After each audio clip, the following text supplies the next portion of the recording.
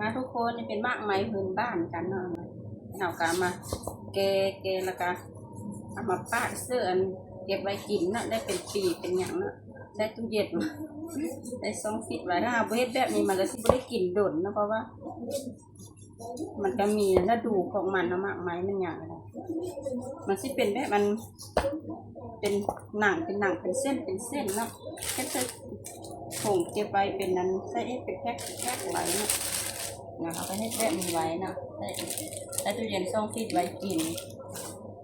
อันนี้จะเป็นลูกของเพื่อนเนาะเป็นแบบนี้เนาะแกนใหญ่เราก็มาเกาะกันแบบนี้เลยเนาะ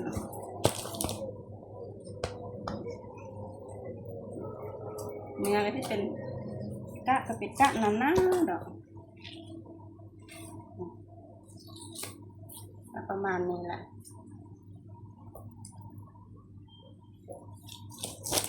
ไม่ยากไปเก็บมาเลยเนื้อเหลืองหวานเอาไปเปรี้ยวจะน้อยนะ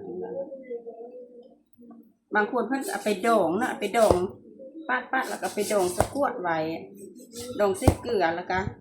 แกเอาแกนมาคูดเนาะมันจังสิอยู่ได้โดนเฮาบ่ได้เฮ็ดย่าเฮาเฮ็ดดอง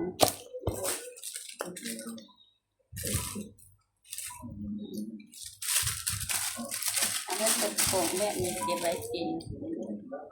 เขาเฮ็ดก็ได้หลายของเอง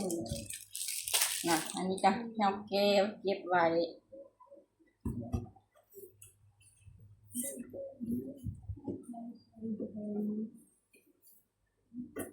นะตัวนี้ละดองเนาะอันของไม่ย่าดองตัว